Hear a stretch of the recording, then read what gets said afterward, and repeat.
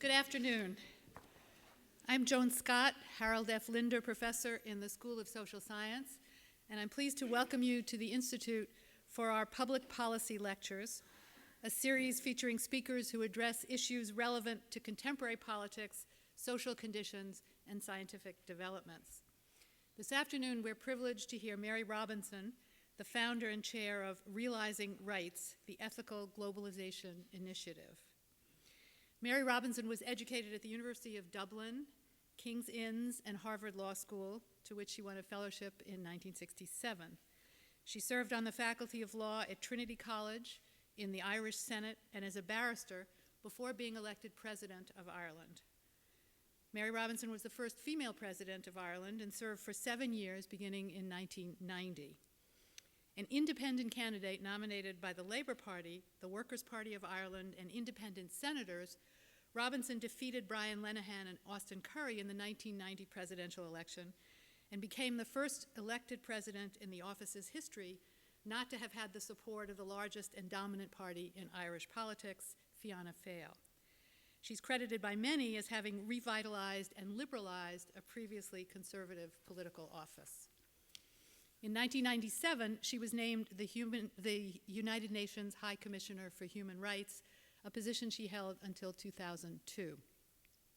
That year, Robison founded Realizing Rights, the Ethical Globalization Initiative, with the mission of putting human rights standards at the heart of global governance and policymaking, and ensuring that the needs of the poorest and most vulnerable are addressed on the global stage.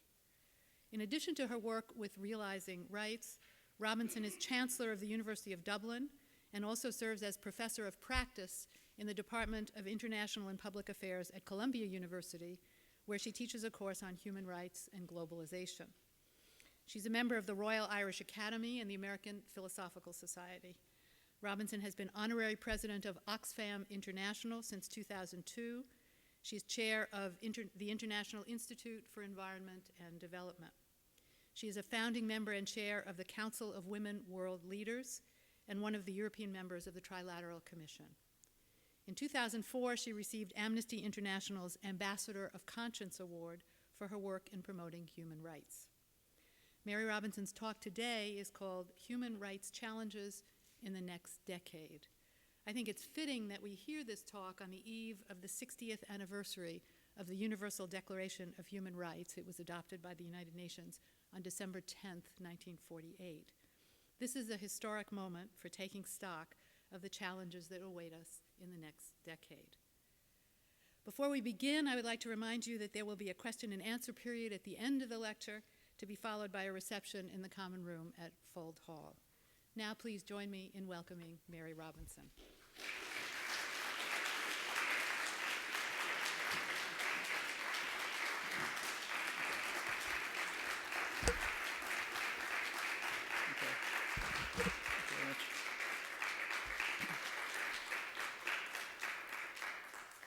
Good afternoon. Thank you very much for the warm welcome and the kind introduction. I'm very pleased to accept the invitation of the Institute of Advanced Studies here in Princeton to follow in the footsteps of my fellow elder and good friend, Lakhdar Brahimi. He, I understand, gave the first of these public policy lectures, and I'm giving the second. It's a pleasure to follow him. I thought he'd be here, but he isn't. But I'll see him in December in Paris when the elders meet again. The group of elders were brought together 2 years ago by Nelson Mandela and Graça Machel. And when we met in South Africa for the planning meeting, I was very unsure about the concept. It sounds a bit arrogant to have this idea of elders for the global village, for the world. And we were joined by Nelson Mandela, by Madiba, and Graça is one of the elders. And he sat at a round table with us. And I'll never forget his instructions, if I could put it that way. They were very simple and very straightforward. He said, be humble. Don't come with your own ideas. Reach out to those who are most marginalized, those who don't have a voice. Reach out in particular to young people in our world who feel that their voice is not heard. And if you listen well and don't come with your own solutions, you will probably do a good job. And then he smiled and sort of more or less sent us on our way. And happily, at that planning meeting, the elders considered that one of the roles we could play is to remind the village of its values. And the elders happily recognized that we were about to mark the 60th anniversary in the following year, in 2008, of this little document, the Universal Declaration of Human Rights.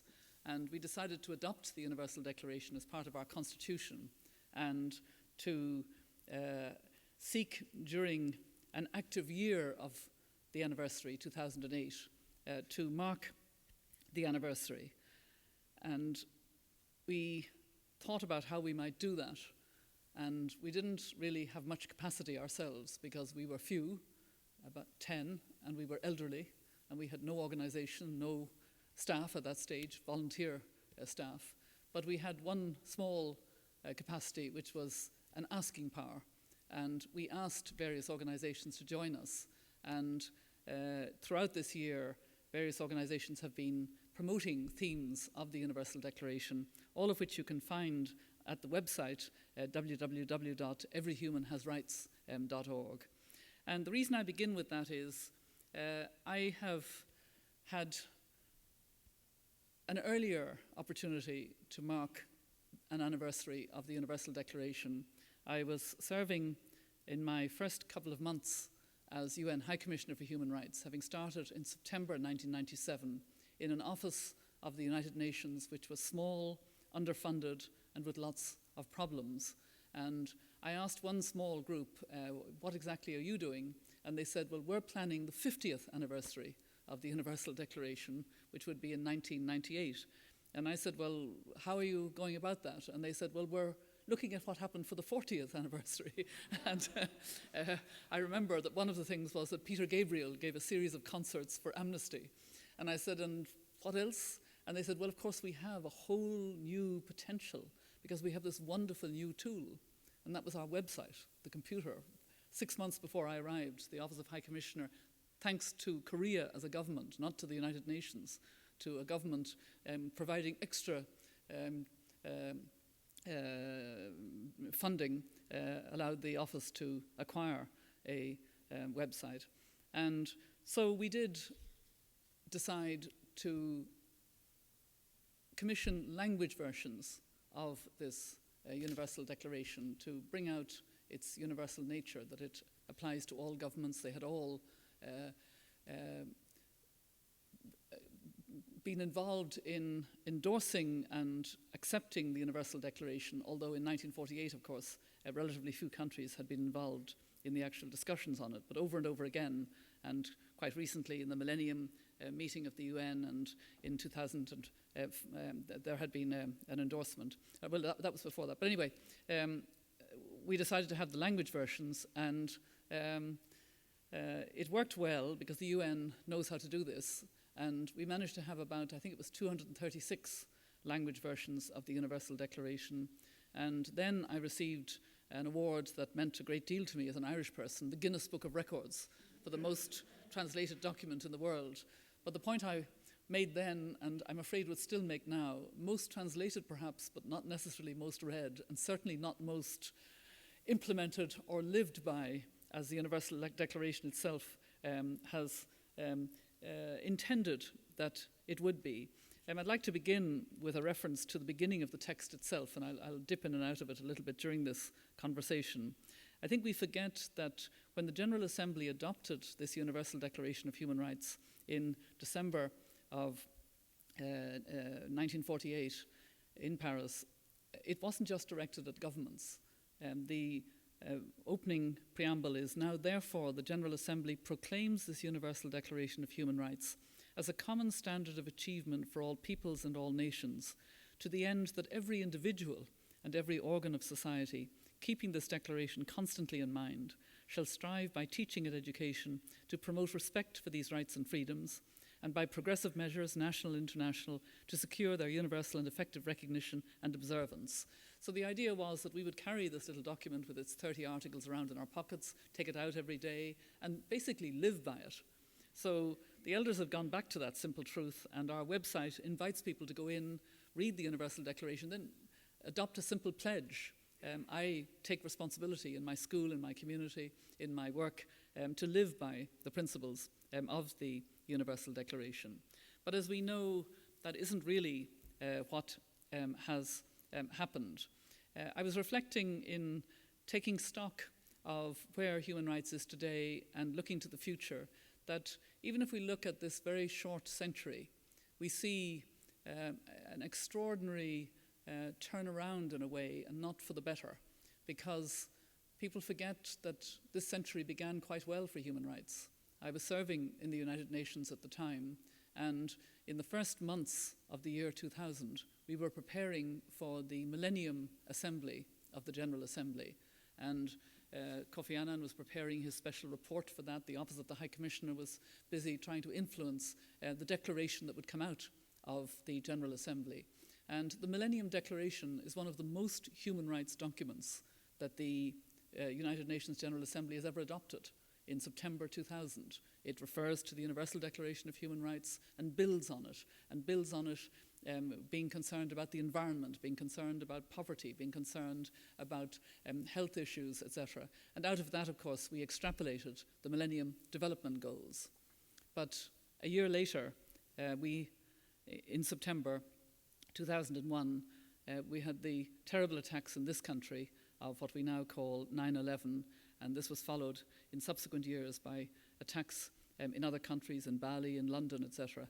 I remember I was in Ireland on a very brief holiday when these attacks took place, and I came immediately to New York and went down to Ground Zero and talked to some of the grieving families and the volunteers and the FEMA workers who were seeking to clear and see if they could find bodies, see if anybody was still alive. It was still at the time when there was a hope that some people might be alive in pockets underneath all the rubble.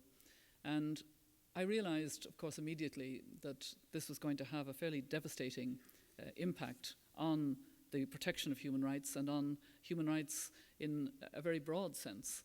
And I remember sitting with my colleagues in our office and reflecting on how we framed these attacks in human rights terms. And actually it wasn't very difficult, because if you have aeroplanes full of people with full gasoline tanks and you aim them at buildings full of people to kill those people, then that constitutes a crime or crimes against humanity under international human rights law. And there is a whole literature on the fact that when you have a crime against humanity, then all governments are obliged to seek to bring the perpetrators to justice. And in many ways, that was what the initial response to the attacks was. As far as the UN was concerned, there was a particular Security Council resolution which required all governments to take measures under various conventions, even if they hadn't adopted them, against terrorism, and to work more closely together. And even the steps taken in going into Afghanistan in pursuit of Osama bin Laden were part of an approach that fitted the idea of bringing perpetrators of crimes against humanity to justice. The Taliban had declined to hand over Osama bin Laden, but after that, the predominant way of framing the problem was that this was a war on terrorism, a war on an abstraction. And from the beginning, that worried me greatly for one simple reason, that when countries feel they're at war, they're more likely to dip their standards in relation to human rights. If you're seeking to bring perpetrators to justice, you're actually very conscious of rule of law and justice and bringing perpetrators to court, bringing them to account. But a war is a different kind of language. And from then on, until today, we've seen some of the results of that. I thought I would switch from that sort of analysis of our short century into a sense of some of the engagements I've been involved in over the last year that are, for me, how I take stock of how human rights are in the world today. It's a little bit subjective and anecdotal, if you like, but it's my way of saying what exactly is happening and what are the trends and what are the implications and how should we be dealing with them. And I just set out under 7 headings in no particular order some of the ranges of activities with partners and with different bodies and institutions that I'm involved in. And these are actually apart from my day job, which also brings me into working, as you've heard, to have a human rights lens on issues of public health, on decent work, and on migration and trade issues, with a particular focus on African countries. And some of that links with these activities that I'm going to outline. Why I'm outlining them is I want to ensure that we're talking about a broad agenda of human rights, and that is the agenda that flows from the Universal Declaration of Human Rights. Very often, when people hear the words human rights, they think that it is predominantly civil and political rights. That's particularly true, I think, in this country, where the United States has not ratified any of the international human rights instruments that regard economic and social rights as rights. The International Covenant on Economic, Social and Cultural Rights, the Convention on the Rights of the Child, or the Convention for the Elimination of Discrimination Against Women. But the human rights that are reflected in the Universal Declaration include the civil and political rights, freedom from torture, freedom of expression, freedom of religion, etc., but also rights to food and safe water and health and education and shelter. And that's that broader agenda that I am indicating in the context of some activities before coming back to the values of the Universal Declaration and their relevance to the trends that I'm trying to indicate. The first body I wanted to refer to, which I participated in and which has now reported last June, is the Independent Commission on Legal Empowerment of the Poor. It was set up with the support of some governments, notably Norway, and we met in the UN with the support of UNDP, but it wasn't an insider UN commission. It was an independent commission co-chaired by Madeleine Albright and Hernando de Soto.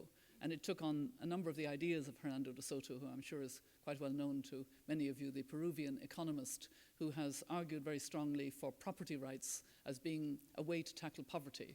And many people felt, and many of us on the commission felt, that was too simple a silver bullet.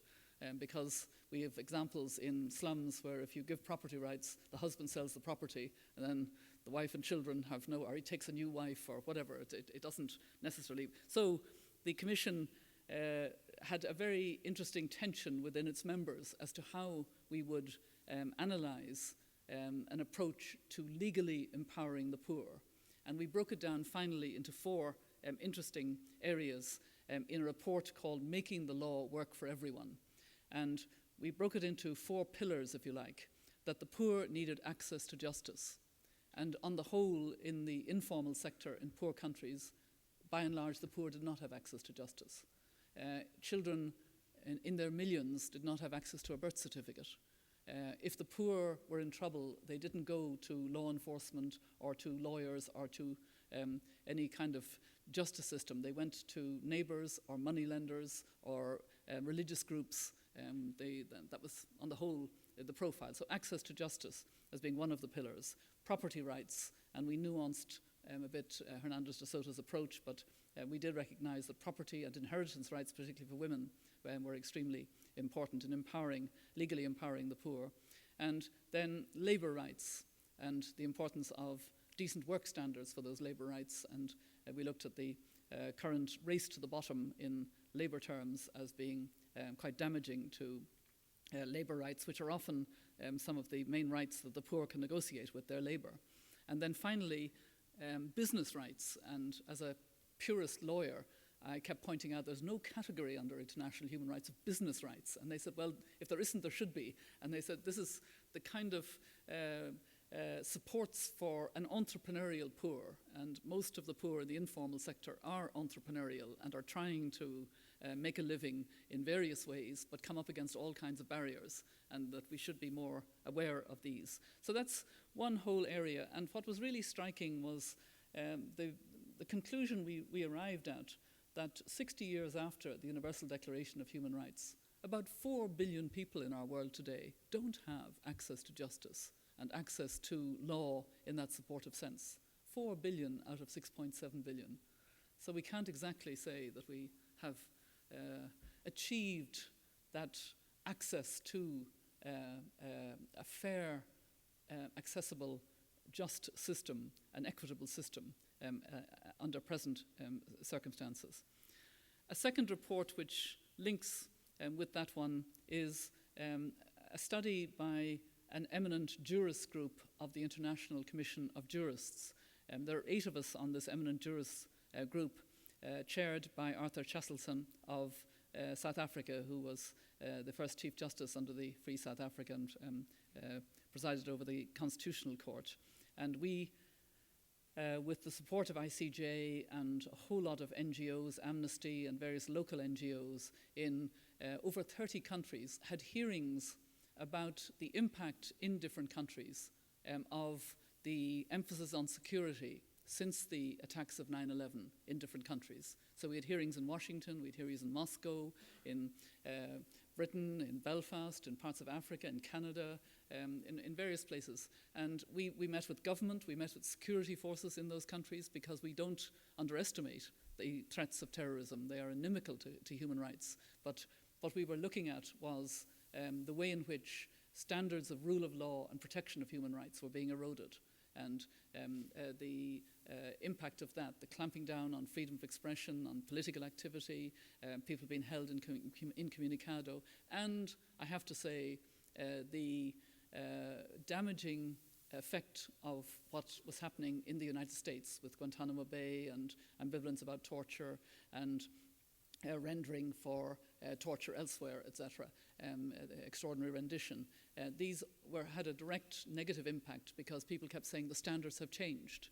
And we were saying, no, under the international human rights system, those standards haven't changed. They continue, and they shouldn't have changed. So that report will be out, I hope, early next year, and we'll try and look at those trends and how we should try to address them. And happily, again, if I can be personal about it, when I started as UN High Commissioner for Human Rights, expressing my concern about the Patriot Act in this country, about the opening of Guantanamo Bay without concern for adhering to the Geneva Conventions and so on, I was a very lonely voice, and I felt it, even within the UN system. Now I'm very happy to say there is a huge groundswell of recognition that a lot of damage has been done and that we need to return to upholding the standards of rule of law and adherence to international human rights standards. And some of the real leadership in that area is actually coming from those who understand the importance of the legal balances and the rule of law. For example, the American Bar Association has held a number of meetings in this country, some of which I've participated in, and more recently has been involved in, and this is my next institutional involvement, in something called the World Justice Project. The American Bar Association and the International Bar Association and a number of other organizations have come together in this World Justice Project, which was launched last July in Vienna, to take stock of the damage that has been done in this area and call for a return to adherence to rule of law and international human rights standards, recognizing that the international human rights instruments, particularly the International Covenant on Civil and Political Rights, does allow derogation in situations of emergency, but there are certain matters that are not derogable, like torture. Torture is never permissible, but steps can be taken to protect in situations of emergency, and there is provision for emergency measures, but they have to be for a fixed time, they have to be under review and scrutiny, and reviewed after a period, and hopefully gradually removed as the emergency no longer is felt to be so intense. The decision at the launch was that the World Justice Project would support a project of indexes on rule of law in different countries. So seek to establish criteria by which countries could be assessed as to their adherence to rule of law and international human rights. And that work is now going forward. They were starting with 8 countries, hoping to be 50 next year and 100 the year after. So we'll see how that goes. Another body which I have been involved in, which I co-chair with a very good Brazilian human rights lawyer, Paulo Sergio Pinheiro, is an initiative this year of some governments, particularly Switzerland and Norway, Austria, Brazil, and they're hoping to get other countries to support this. An actual project inviting human rights experts to advise on what should be the human rights agenda over the next decade. And I don't feel fully free to disclose because we're still A, working on our final advices, and B, it's going to be launched in Geneva on the 5th of December. But it may be interesting to know that the working title, and I think it probably will remain as it is, it may change slightly, is Protecting Dignity, an Agenda for Human Rights, and over the next 10 years. And the Protecting Dignity very much is a way of conveying, in human rights terms, important messages. The first message is, under Article 1, it's provided that all human beings are born free and equal in dignity and rights. Dignity coming before rights. And yet we've somehow lost that component. And rights, as they are described, get very politicized and come in for criticisms about double standards, etc. And so there will be research commissioned looking on, focusing on human dignity in this context. And the other implication of looking at human dignity is that you will take seriously the economic and social rights, the rights to food and safe water, health, education, etc., because they would be part of that dignity and rights. And we have other recommendations that will be taking place. Part of the work that we do in realizing rights is promote leadership in bringing more of a human rights dimension into areas. And the 2 areas that we focus on are interesting because they're very often quite separate, but we're also trying to bring them together a little bit. Women's leadership and business leadership. And there are a whole range of women's leadership issues just in the last year or so that are ways of prioritizing women's rights at the international level, including women's health, and ensuring that they are addressed with more priority and with more resources, etc. And I'll just give a couple of examples of women's leadership. In November last year, there was a summit in New York on human security, and about 65 women leaders participated in it. And as a follow-up, a lot of work is being done to encourage countries to adopt a council resolution called Security Council Resolution 1325, which focuses on women being involved in peacekeeping, peace building, being at the table in peace negotiations, having their role in helping countries to come out of conflict be recognized. And this has been one of the problems, that although women are very often vital at grassroots level and linking in a way that is vital to peace making and peace building, they're very often not recognized. I know that was true in Northern Ireland, it was true to a certain extent in South Africa, it's true at the moment in the Israeli-Palestinian. There are women's groups who are linking across who get very little time or very little recognition of what they're doing. Last April, there was an initiative in Washington Cathedral, which was called a Breakthrough Summit of Women Leaders, though it wasn't all women for reasons that will be clear. There were a significant number of men there because the initiative, which was started by women leaders, was an initiative to link women's organizations, faith-based groups, and development organizations in their work in developing countries. Because it was recognized that these 3 groups very often worked in their own silos and didn't create the synergies that they could have created if they'd worked more together. And the reason for that was disagreement, particularly on issues of reproductive health and family planning. And what this Breakthrough Summit said was, why don't we respect differences, not try to in any way pressurize any group to give up its beliefs in these areas, its strong views and beliefs, but accept that there may be a certain area which is important, but it's one area where there are difference of views, but why not then in all the other areas work much more closely on the ground on issues of education, healthcare itself, and so on. And there have been a number of other initiatives. One of them relates to the country in Africa which has its first elected woman president, President Ellen Johnson Sirleaf in Liberia. She has decided to organize an international symposium on women's rights in March of next year, on International Women's Day, the 8th of March. And she has got another woman president, the President of Finland, President Tarja Halonen, to co-host this conference. And another organization that I chair, called the Council of Women World Leaders, will have some of our members going there and being supportive. This council is a council of women who've been elected president or prime minister, and who either currently serve or have served. And I sometimes ask from the floor, how many do you think are in this council? And usually people underestimate. In fact, we are now 39 members of the council, and there was one distinguished woman who declined, even though she was eligible. Lady Thatcher just didn't want to belong to a group of a club of women.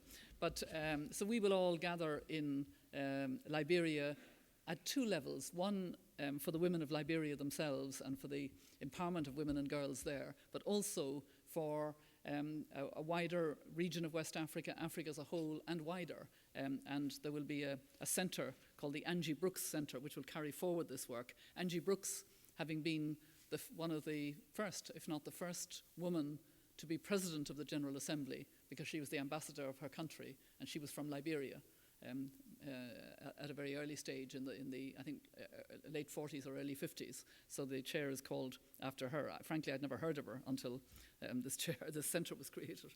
So that's on women's leadership.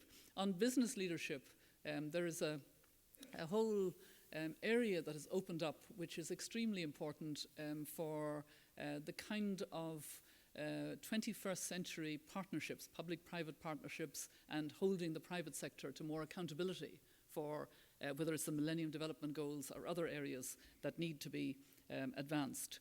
And the work that we do in realizing rights, my small team, touches three different opportunities to work with business leaders. And the first of these opportunities is through the Global Compact, which was a compact launched by Secretary General Kofi Annan in 1999, came into being really in the year 2000, in order to link the United Nations more with business, the private sector corporations, and have them link more with the purposes of the United Nations. It was deliberately to do that. And it's centered around 10 principles. The first two principles are to uphold the Universal Declaration of Human Rights and not be complicit in its violation. Then core labor standards, environmental principles, and the 10th principle was added a little bit later to tackle corruption. And there is a secretariat in the office of the Secretary General that deals with this. There are over 4,000 corporations. It isn't just corporations, it's corporations, trade unions, and NGOs, but the main focus is on corporations. There are over 4,000 members of the Global Compact corporations, and at least half of them come from developing countries, which is interesting, from Latin America, from Brazil and Argentina and Chile. They have active membership there. Some countries in Africa, Europe, and China has some members, India, etc. Also some leading members now from the United States, which was slower, but has become the case. And there are 80 networks under the Global Compact, meaning networks in 80 countries. And last week I was in Bonn in Germany at the annual meeting of key representatives of those 80 networks. And I was there because I chair a human rights working group of the Global Compact, which focuses on how corporations are implementing the first two principles, to uphold the Universal Declaration and not be complicit in its violation. And I won't go into any more detail because your eyes might glaze over, but you can ask any questions later. And parallel to that, I've learned a lot from a totally voluntary business initiative called the Business Leaders Initiative on Human Rights, which I was asked to chair as an honorary chair in May 2003, when it was launched in Brussels. And this Business Leaders Initiative on Human Rights was modelled on the pre-existing Business Leaders Initiative on climate change. But climate change is a lot easier to measure and to cope with as a corporation. You can control your emissions, reduce them, your carbon emissions. The companies that got involved in a serious assessment of what is their appropriate responsibility and what's the responsibility of governments were corporations, large corporations, which did a lot of work in developing countries, where you have weak governments, or the government may actually be a bad government. So what's the responsibility of these corporations? And they now include, because we have 14 companies involved and they're coming towards the end of their work, they will be giving their final report in March 2009. They include GE, Coca-Cola,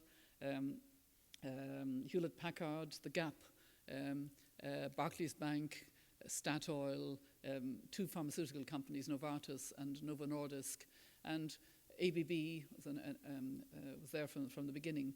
And I think The Gap is a good example of a company that had significant problems in about 2003, 2004. And there were even pickets outside Gap stores.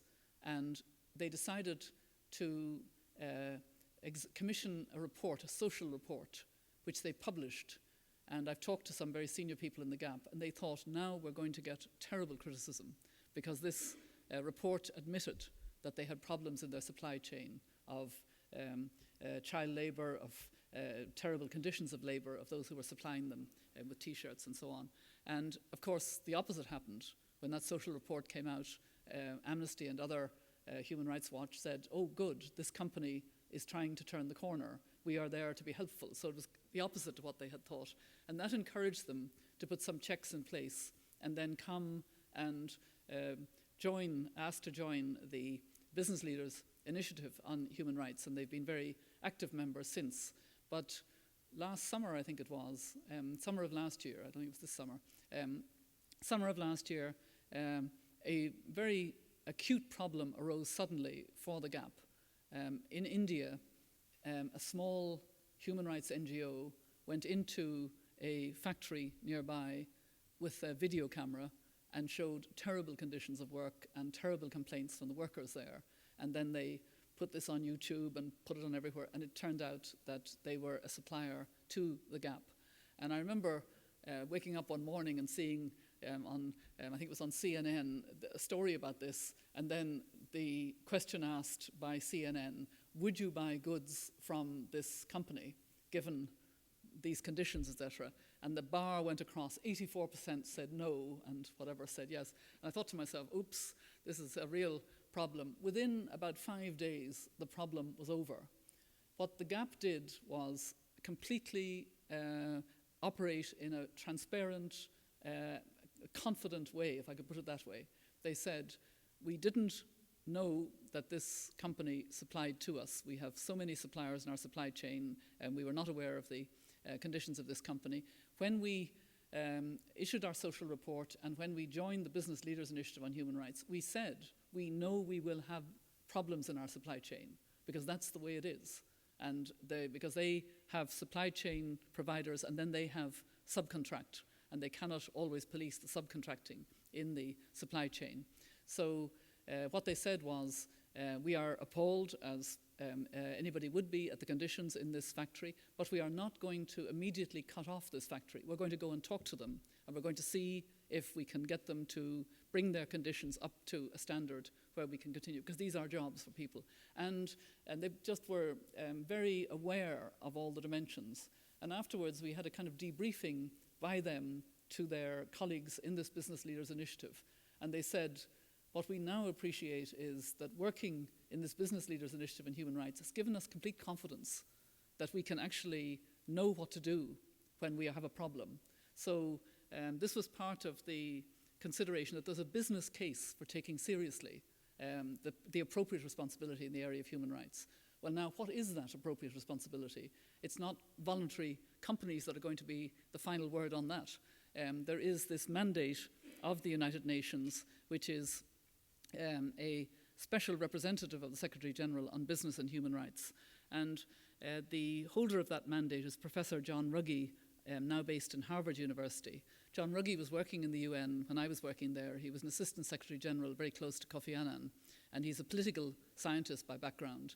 And when he took on the mandate, he disappointed some human rights organizations, and I was also pushing him quite a bit at the time, because he didn't approach the mandate from the traditional victim's perspective of a human rights mandate. He approached it as a political scientist and had a very different approach.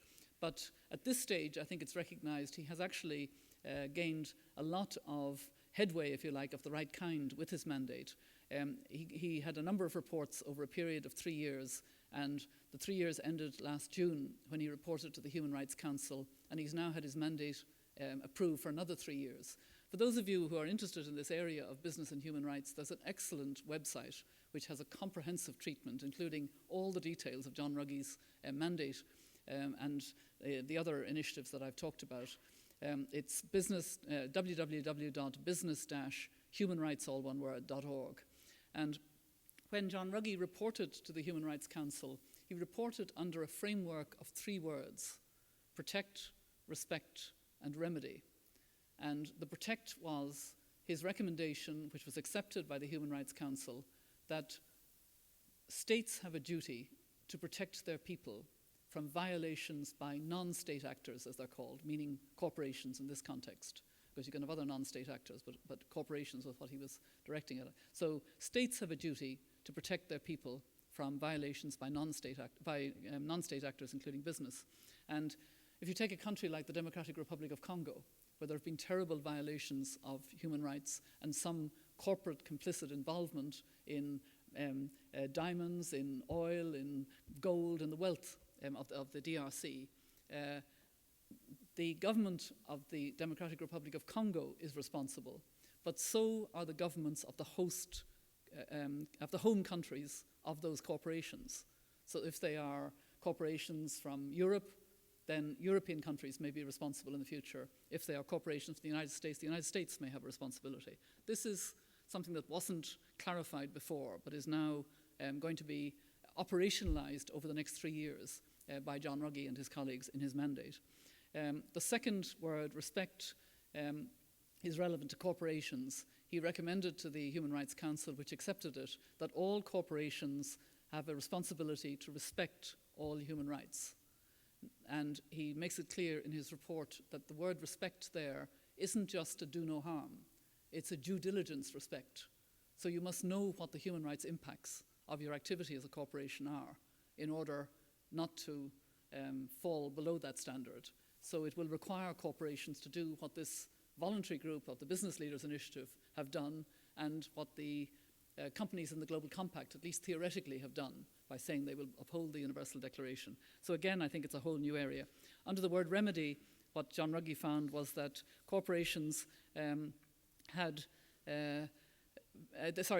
there was a lack of adequate remedies, both against governments for their failure to exercise their duties and against the corporate sector, grievance procedures or others. And so another piece of his work over the next 3 years will be to try to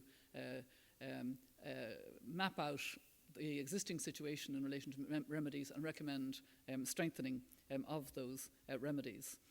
I thought that was a kind of way of introducing what the Universal Declaration has meant in providing the first bringing together of a universal standard, a standard of achievement for all nations. And I thought I might go back now briefly to the Universal Declaration, because I want to leave time for questions as well.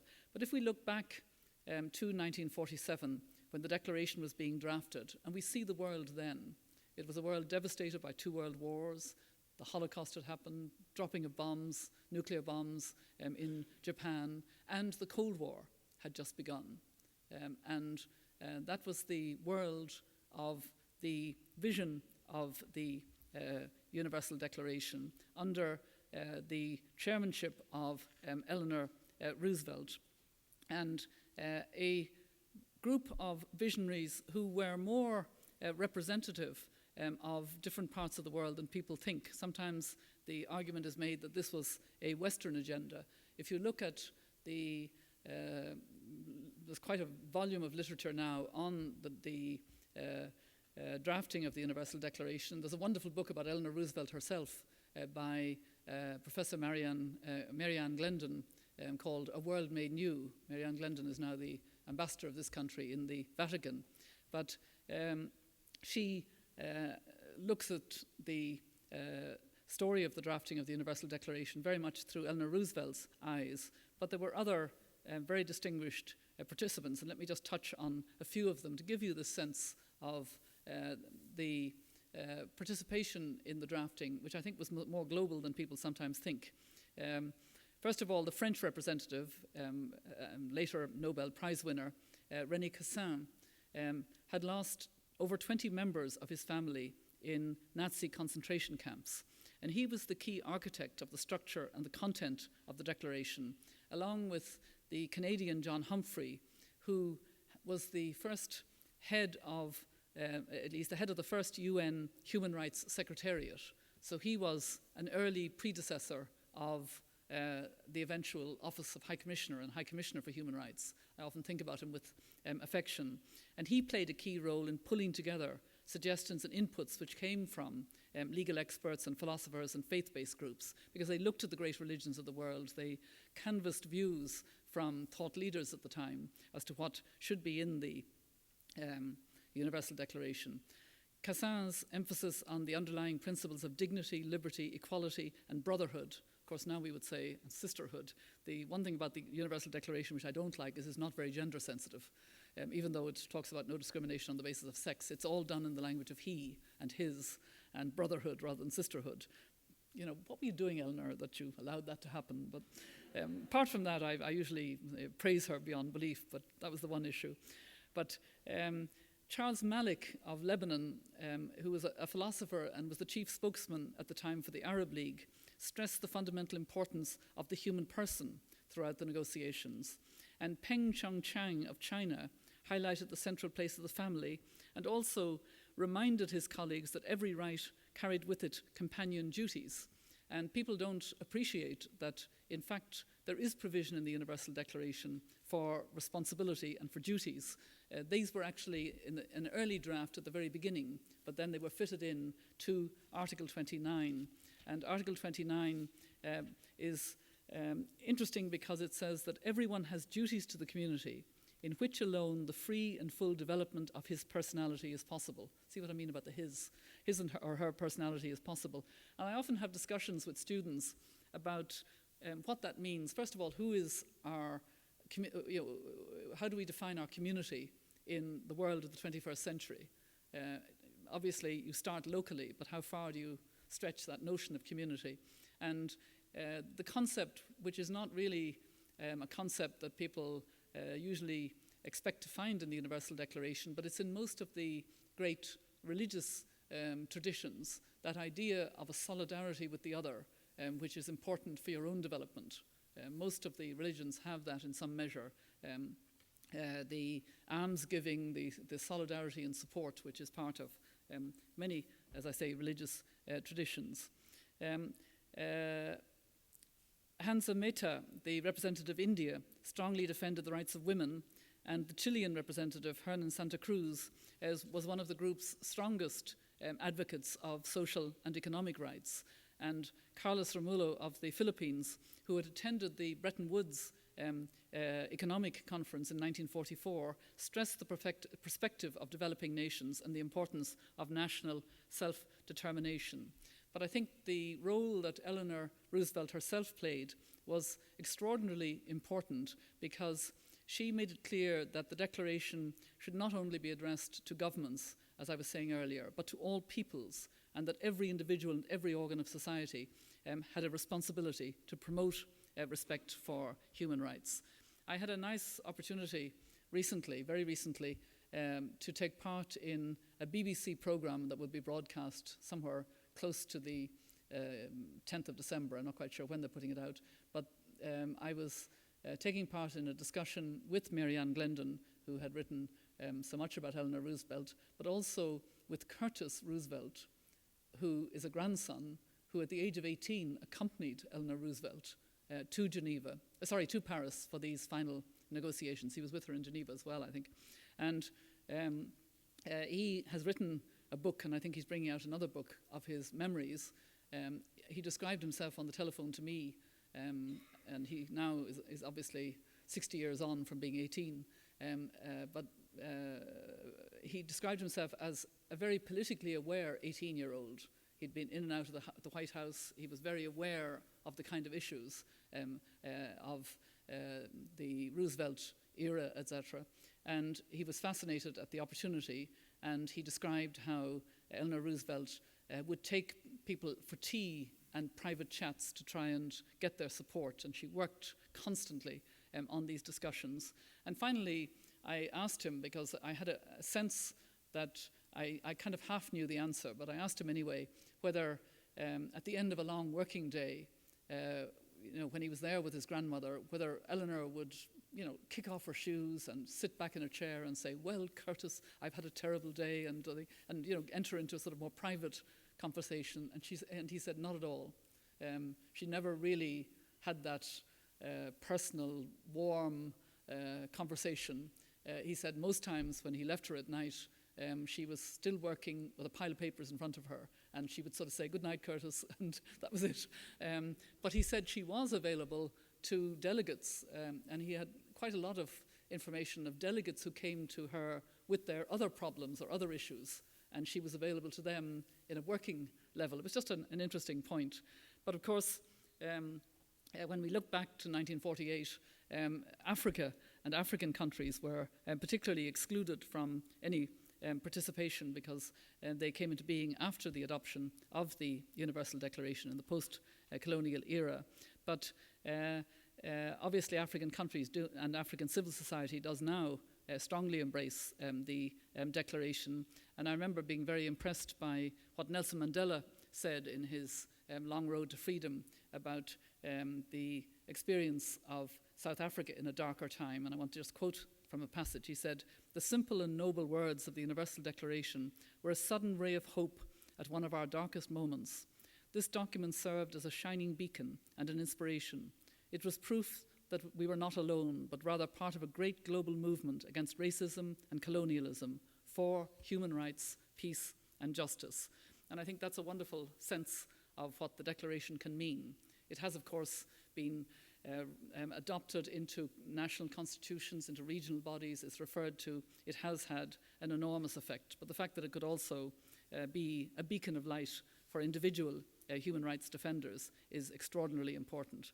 So, in conclusion then, I would say that the trends over the next 10 years that I would like to see would be trends of reinserting rule of law and full protection of human rights standards while effectively tackling terrorism, and the two are not incompatible. Indeed, that's the only way we will tackle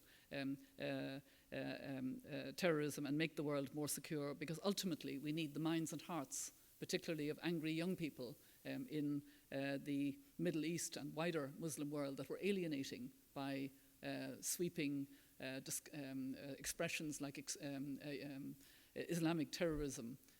And I'm quite often in that part of the world, and the degree of hurt and humiliation and anger about the broad sweep approach, which fails to support moderates in these countries, causes quite a lot of dismay.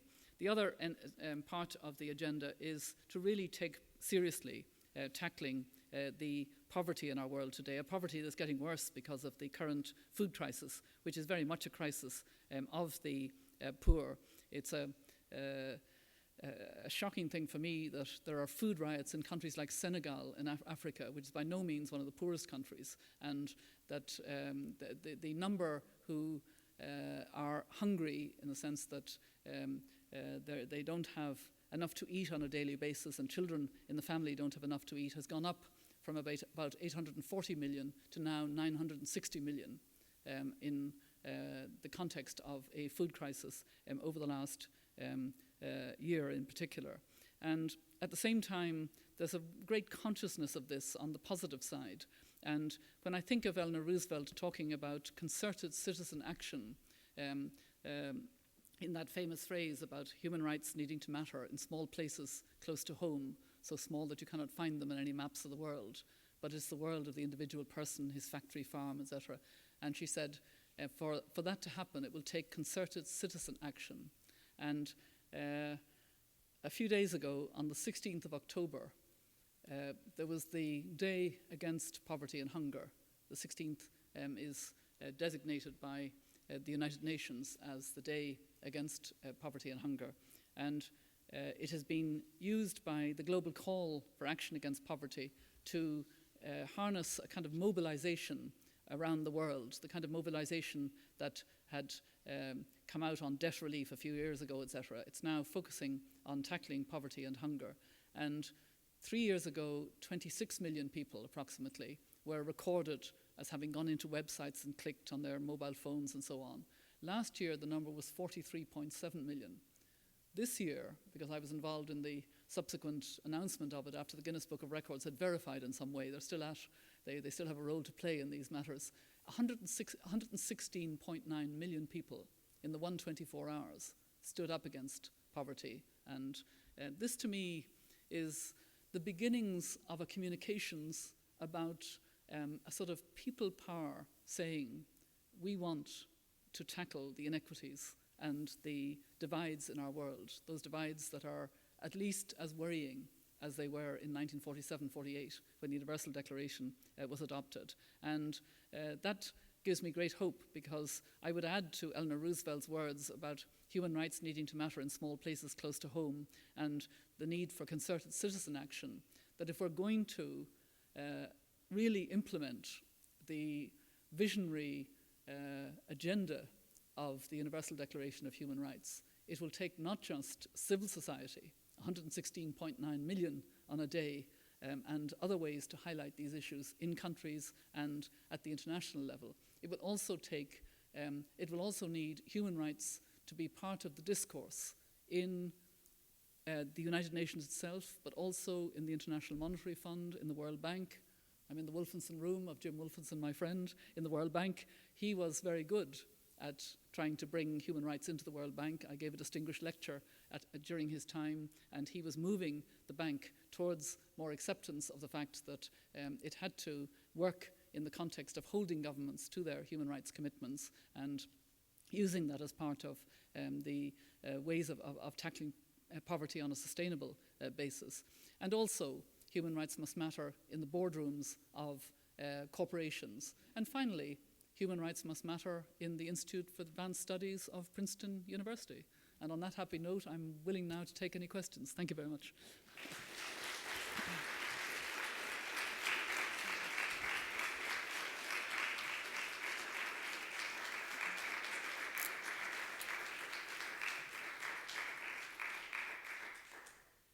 So who'd like to begin?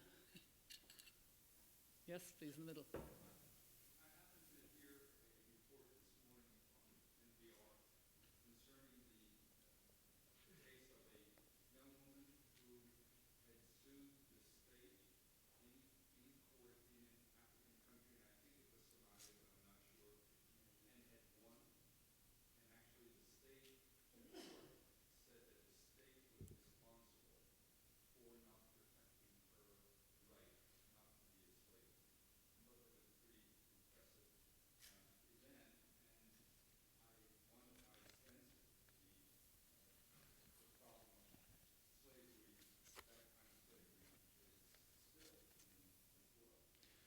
I'm not aware of the particular incident. Unfortunately, I didn't get a chance to listen to NPR today. But there are more and more opportunities to bring complaints or petitions or court cases on these issues.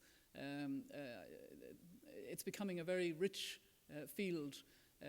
For example, because there is the optional protocol under the Covenant on Civil and Political Rights, individuals and groups have been able to bring cases to the Human Rights Committee based in Geneva under that treaty.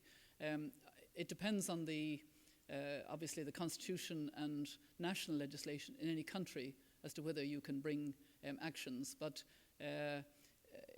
one case that illustrates very well the importance of health as a human right is the treatment action case in South Africa, which was on access to antiretrovirals. And when the court in South Africa upheld that as a right, it made all the difference to policy, not just in South Africa, but elsewhere, as to whether countries needed to start providing, and the UN and others needed to start supporting the provision of access to antiretroviral drugs. I remember seeing a figure that I think in 2001 there were about 100,000 people in the developing world on antiretrovirals. By this year it had gone up to 2.5 million. So by it being a right, and you can argue it, and that was a court proclaimed right which was accepted more broadly. So, but to answer your question about slavery, there is a horrible modern form of slavery, which is the trafficking, particularly of women and girls, sometimes also small boys. I was really shocked when I realized the extent of that in my time as UN High Commissioner for Human Rights. I remember being invited to address the Parliament of Cambodia in Phnom Penh on trafficking, because it had become so serious there. And the Office of High Commissioner based there gave me very good text, very good background material. So I addressed the Parliament and they all applauded. And then I went to a small NGO run by a very courageous Cambodian woman. And she greeted me and thanked me for coming. And she said, "You've just come from addressing the Parliament," because they'd seen it on television. And I said, "Yes." And she said, "You know, some of the worst offenders were sitting in those benches. And some of the police who would have protected you coming here to see me are some of the worst offenders," just before we start. And then I remember, you know, the way an image stays with you. I remember going around and seeing the various skills that women and young girls were learning who had been in brothels, who had been brought sometimes by relatives or kidnapped or in some way brought into slavery. And I remember seeing a small group of girls aged between about 8 and 11 sitting on the ground, and they were making flowers out of coloured paper, you know, sort of cutting them out and doing. And the person who was with me, you know, I sort of sat down beside those children, and she, you know, interpreted a few things with them, and they kind of, one of them gave me a present of a little flower she had made. And then the interpreter said to me, because they didn't understand English, she said, "Each of these girls is HIV positive." So each of them had been taken by force in some way.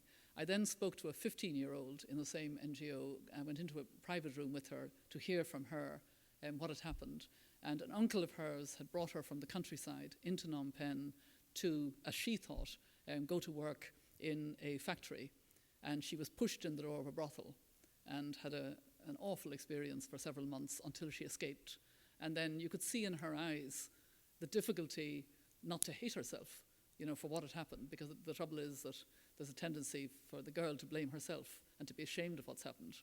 And you know, it's a terrible situation. And of course, there is a very close connection now between trafficking in drugs, trafficking in guns, and trafficking in people.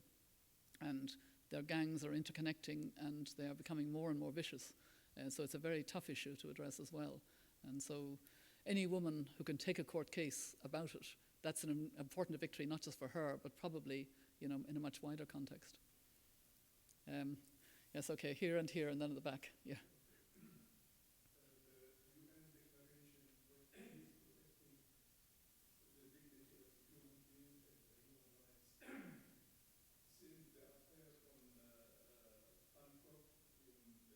Mm-hmm.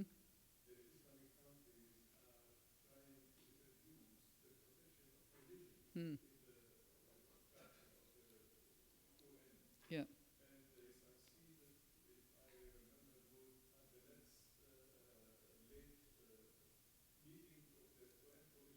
Mm. Yeah.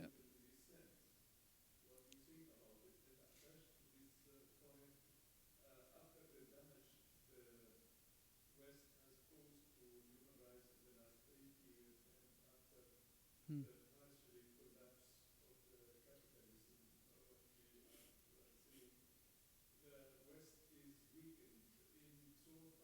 Mm.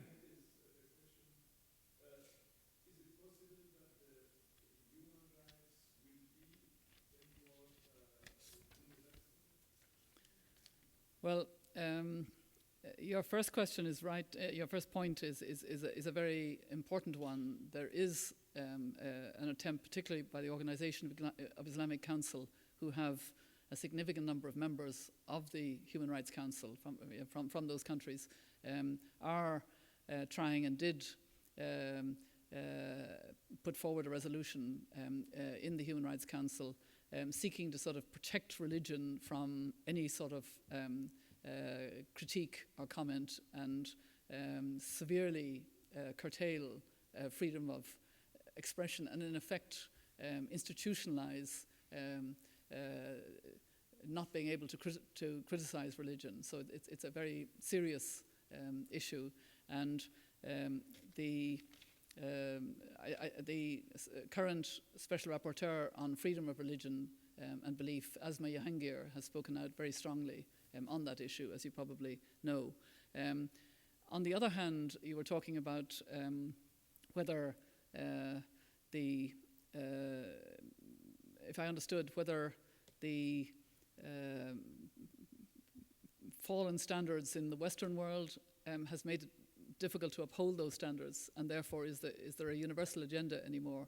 I suppose what I've been saying from the beginning is that one of our challenges is, first of all, to restore the standards of rule of law and protection of human rights, because if we don't do that, then we are in a very worrying position, because you cannot advocate freedom and democracy and upholding standards if they are not upheld at home. And so to the extent that there has been an erosion of standards, it has been damaging, but I do not believe that it is at a stage where the agenda itself is not capable of being reasserted, because I meet human rights people in every country, including countries of the Middle East, who want human rights to be fully protected under the international standards, who want the covenants and conventions to be respected more, to be more like hard law and not very soft law as they are at the moment, and who are very strongly advocating for the protections. But they do want respect also for their religion and their identity and their culture. And I think we've made the mistake in the past of not explaining that the Universal Declaration and the covenants and conventions don't require one way of protecting human rights, and they require a common standard. And human rights are best protected with respect for culture and for diversity, as long as it does respect human rights. And very often what you're looking at there is fully respect the rights of women, because that's where the fault line very often is. It's a very good question, so I could give you a very long answer, but I better come to the next question here.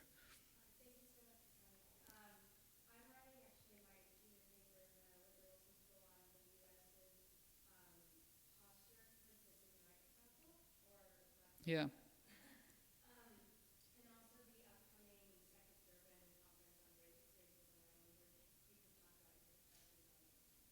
Okay, two very good questions. The US posture on the current Human Rights Council, and the second, the review of the Durban Conference Against Racism, which I was the Secretary General of. The toughest job I had while I was serving as High Commissioner. I regretted the fact that when the Human Rights Council was established, that it was criticised, particularly by John Bolton, at a very early stage, and the United States decided not to participate. And I think didn't go forward for election, in part because there were many reasons why it would be held in the dock, and that was a delicate decision perhaps, but there really didn't seem to be a willingness to engage. My strong hope and my strong advice, for what it's worth, to an incoming administration would be that it's extremely important for the United States to engage with the Human Rights Council. It is a very key body, and it has problems, it has defects, as any body of that kind has, but it is really extremely important. And if there were a new administration which was clear on saying that torture is never justified, we will take steps to close Guantanamo Bay, etc., I have little doubt that there would be a strong welcome for the United States re-engaging with the Human Rights Council. You probably know much more because you're doing a thesis, but that's my view anyway. On the review conference on Durban, the reality is that it would be good to have a really good review conference about the World Conference Against Racism in Durban, because I have a very strong view that that was actually a very successful conference in extremely difficult circumstances, because all the anti-Semitic language was removed. It never got out of it was removed before the end of the conference, and we got an agenda with very good language in it in relation to all kinds of groups that needed to be supported. And it is a great charter in many parts of the world for indigenous communities, for African communities in Latin American countries, for the Dalits in India, even though they didn't get their language in, etc. But because of the extremist anti-Semitic language in the street in Durban, and because of the language in the final document of the NGOs, which I declined to accept for that reason as UN High Commissioner, there was a kind of residual sense of a conference which was supposed to have been attacking racism, xenophobia, anti-Semitism, Islamophobia, all of the issues of incitement to hatred, etc. And on the contrary, it was an arena of quite rampant anti-Semitism. I don't think that there was ever a fair stock-taking in this country of the Durban conference, because 3 days later there were the attacks in this country of 9/11, and somehow the two got a bit conflated, is that the word? Mixed in people's minds. So that being the case, unfortunately, I think that the review conference is evoking at least some of the same sentiments, some of the same hate language. I am on an advisory council for Human Rights First about European countries, and there are more hate crimes. There is not adequate countering of hate language, etc. And the one thing that I think has been very important is that the review conference, which will take place in April, will take place in Geneva, and is a review conference in a sort of more technical environment, if I could put it that way. And what it should be doing is looking at the way in which states have done what they were supposed to do under the plan of action of the Durban conference, which is have national plans of action to implement and to take on board the removals, the issues that were, I think, quite well dealt with in Durban. But it's also quite interesting, getting back to your first question, this review conference will be the first major UN conference of the new administration coming in. So another reason why hopefully it will not evoke the same negative approaches and the same media negative coverage as the last one. Was somebody there? Yes, please.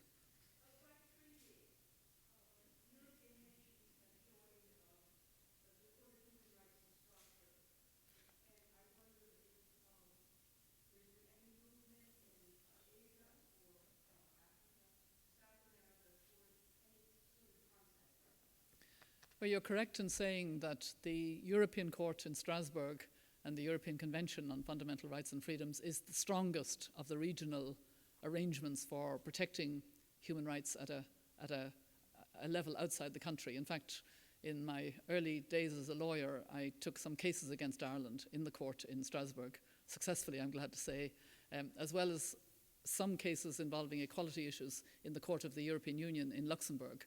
But the Strasbourg court is, as you said, the strongest of the regional human rights courts.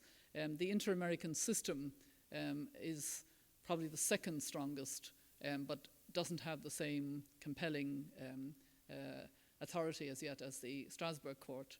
There is an African Commission for Human and People's Rights, and there is a proposal which is now coming on board for an African court. But the problem is underfunding, lack of funds. And in Asia, there isn't any similar regional organization.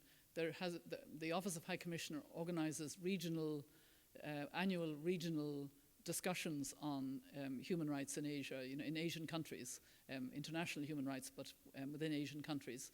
And in my time, for example, this was hosted by a number of Asian countries, including China one year. was the host country for these meetings, and they have a certain value. The ASEAN has adopted some kind of a very weak charter of human rights, which is really, not at all a strong document. And Asia is so large that some thinking is that maybe if it were broken into more coherent sub-regions of Asia, there might be a possibility of having a stronger system. But when I was mentioning the human rights group that I have been co-chairing with the Brazilian human rights lawyer, Paulo Sergio Pinheiro, one of the recommendations we will be making is for a world human rights court, which won't happen today or tomorrow, but there's a lot of thinking about it. It's been something that has been thought about and worked out for some time. We have various courts at the international level which work quite effectively, including the International Court in The Hague, including the International Criminal Court, which is still at fairly early stages, but it's functioning. And the feeling is that some of the problems that are present at regional level, particularly if you're talking about Asia, are not present at that international level where you can have support for an international human rights court, which could be a court to take on some of the global issues, including potentially in the future issues relating to corporate responsibility to respect human rights. That's right, yes, yeah, yes.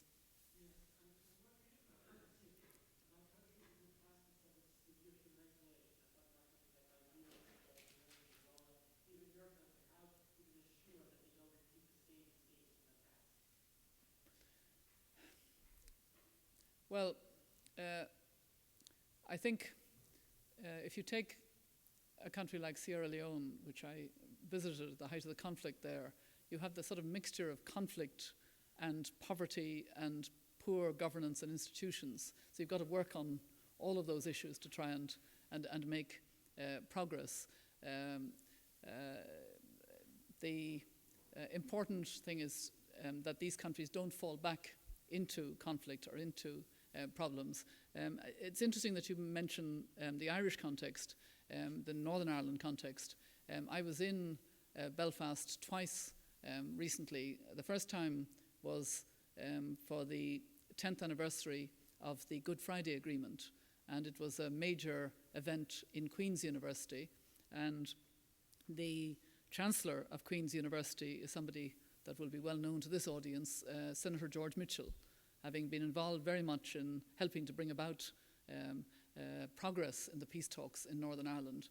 He accepted the invitation to be Chancellor and has been for a number of years Chancellor of Queen's University.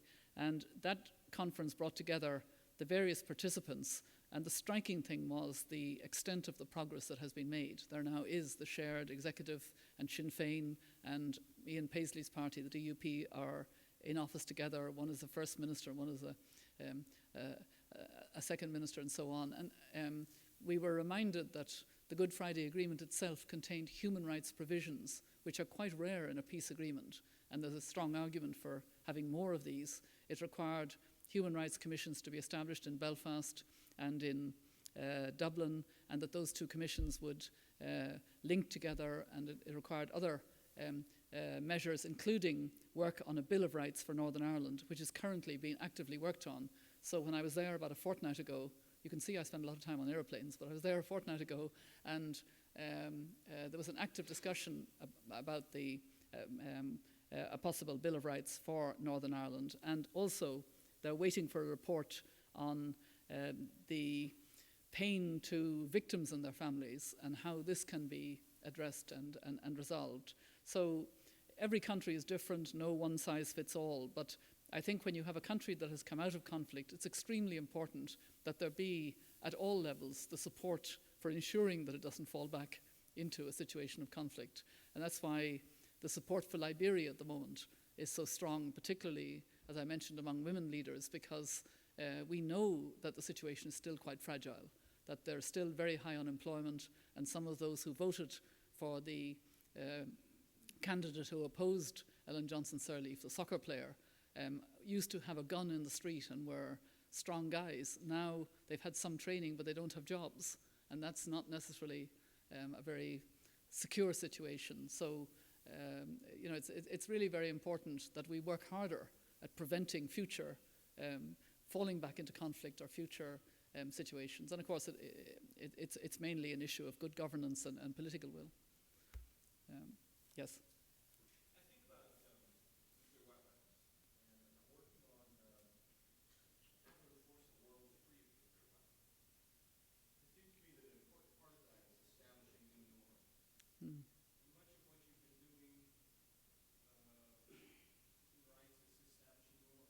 Yes.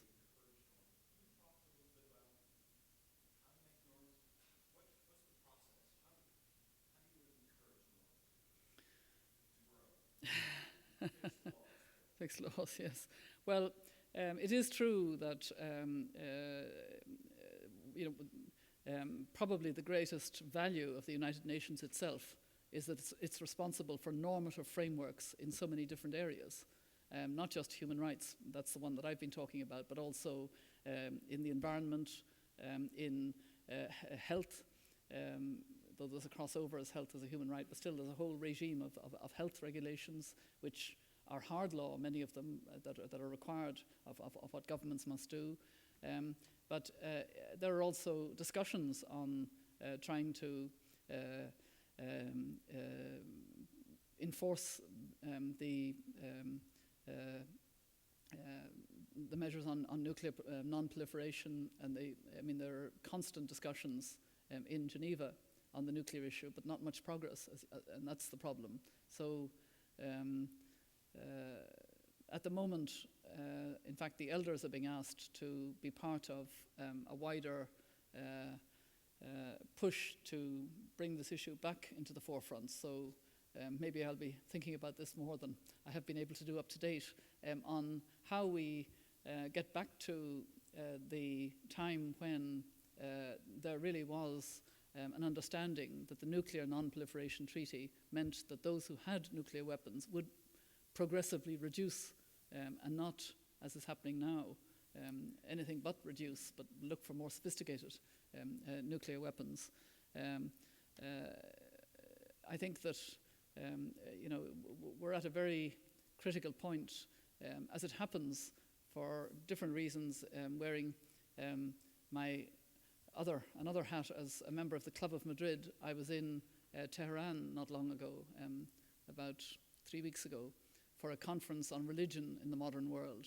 And the Club of Madrid was involved because one of our members, the former Prime Minister of Norway, Kjell Magne Bondevik, who's a Lutheran pastor, had, through his Oslo Center on Peace and Reconciliation or whatever, he had been engaged with former President Khatami of Iran in discussions between religious leaders.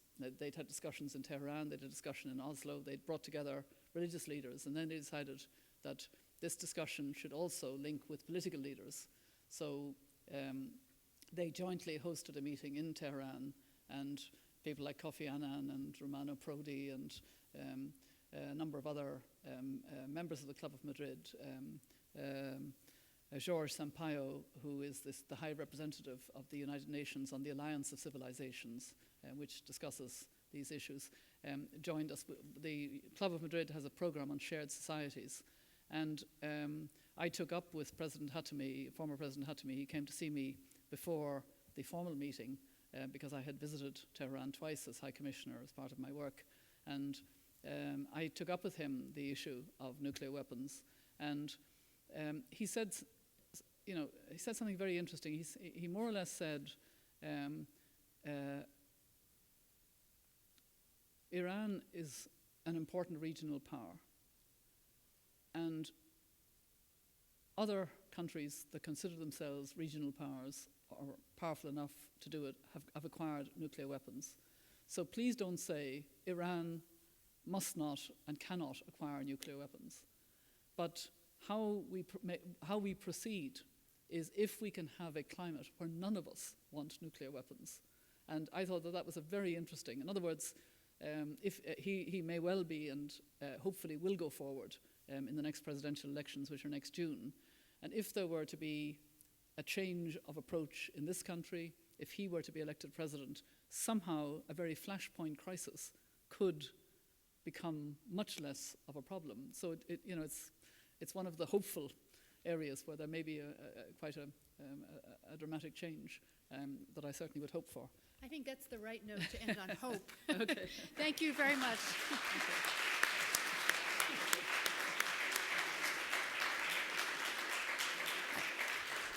I just want to remind you there is now a reception in Fold Hall where we can continue the conversation more informally. Thanks again.